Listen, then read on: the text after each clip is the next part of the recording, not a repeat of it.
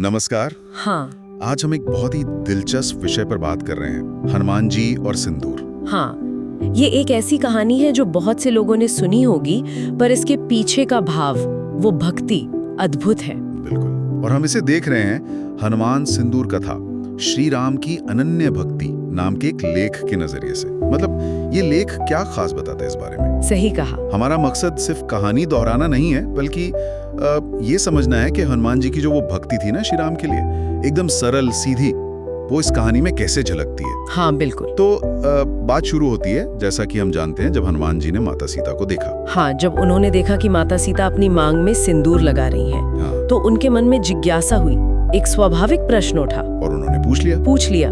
और लेख इस बात पर जोर देता है कि माता सीता का जो जवाब था वो सिर्फ एक जानकारी नहीं थी। उन्होंने समझाया कि वो ये सिंदूर अपने स्वामी प्रभु श्री राम के लिए लगाती हैं। अच्छा। हाँ, उनकी लंबी उम्र के लिए, उनके अच्छे स्वास्थ्य के लिए। तो ये एक तरह से मंगल कामना का प्रतीक था, पति के प्रति गहरा समर्पण।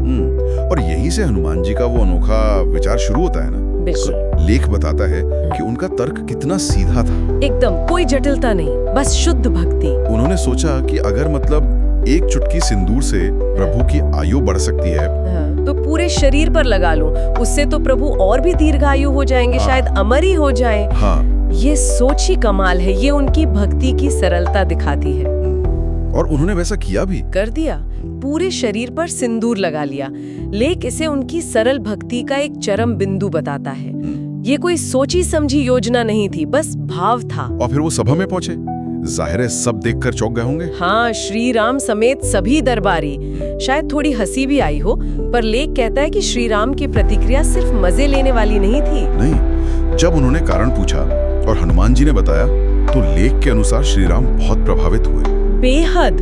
वो हनुमान जी के इस निश्चल प्रेम, इस तर्क से परे भक्ति को देखकर गदगद हो गए। ये कोई परंपरा का पालन नहीं था, ये तो बस ये विशुद्ध प्रेम था, अपने भगवान के लिए कुछ भी करने का जज्बा। और यही वो महत्वपूर्ण मोड़ आता है श्री राम का आशीर्वाद। उन्होंने सिर्फ तारीफ नहीं की, नहीं, उन्होंने इसे एक वरदान से जोड़ दिया। हाँ, उन्होंने कहा कि भविष्य में जो भी भक्त हनुमान जी को इस तरह सिंदूर चढ़ाएगा, उसकी सारी बाधाएं दूर होंगी और मनोकामनाएं पूरी होंगी। लेख इसे ऐसे दिखाता है जैसे श्री राम ने हनुमान की इस अनोखी भक्ति को हमेशा के लिए अमर कर दिया। इसीलिए आज भी हम देखते हैं मंदिरों में भक्त हनुमान जी को सिंदूर चढ़ाते हैं। ये सिर्फ एक रंग नहीं है, नहीं, ये उस आशीर्वाद से जुड़ने का एक तरीका है।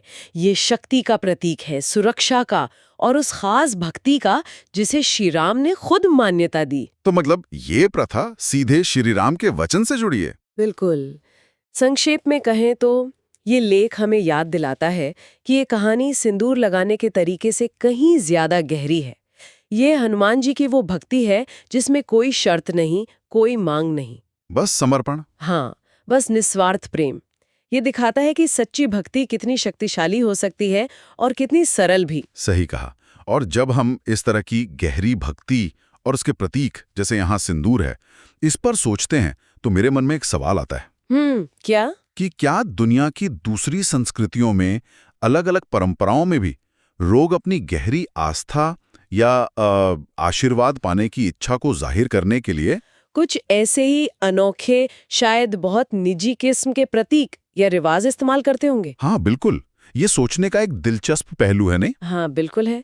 जरूर इस पर और भी बहुत कुछ जानने को मिल सकता है। वीडियो अच्छा लगे तो लाइक और सब्सक्राइब जरूर करें।